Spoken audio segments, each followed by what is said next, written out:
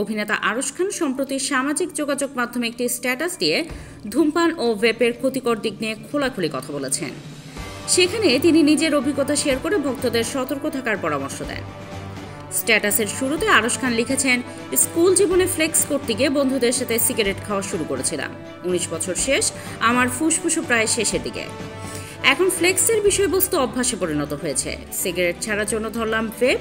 গত 19 বছরে ফুসফুসের যা 12টা বেজেছিল তার 3 গুণ বেজেছে গত 6 মাসে। সিগারেট ছাড়ার জন্য তিনি ভেপ ব্যবহার শুরু করেছিলেন, তবে এর ক্ষতি সিগারেটের চেয়েও ভয়াবহ। এরপর অভিনেতা আরও লিখেছেন, বিশ্বাস করো, সুস্থ থাকার চেয়ে বড় ফ্লেক্স আর কিছু নেই। তোমরা যারা রিসেন্টলি ধূমপান বিষয়টাকে আপন করে নেওয়ার ভাবনায় আছো তারা এই বিষয় থেকে দূরে থাকো। ধূমপায়ী ব্যক্তি ধূমপান ছাড়লে ফুসফুসে যদি বড় কোনো ক্ষত না থাকে তবে ফুসফুস স্বাভাবিক হতে সময় লাগে 9 মাস।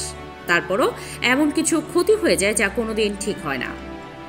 স্ট্যাটাসের শেষ ভাগে আরশ খান ধূমপান ও ভেপ দুটোই একেবারে এড়িয়ে চলার পরামর্শ দিয়ে লিখেছেন, ভেপের দ্বারা ফুসফুসের যে ক্ষতি হয় তার কোনো চিকিৎসা নেই, কোনো ঔষধ নেই, পুরো জীবনের জন্য ওই অংশ অকেজো। সিগারেট এমন প্রেমিকা যাকে ছাড়লে একদম ছেড়ে দিতে হবে। সিগারেট ছাড়তে গিয়ে ভেপ নামক প্রেমিকাকে রিবাউন্ড বানানো যাবে না। ভাবিয়া করিও কাজ, আমার মতন করিয়া ভাবিও না। Desk report, hard news.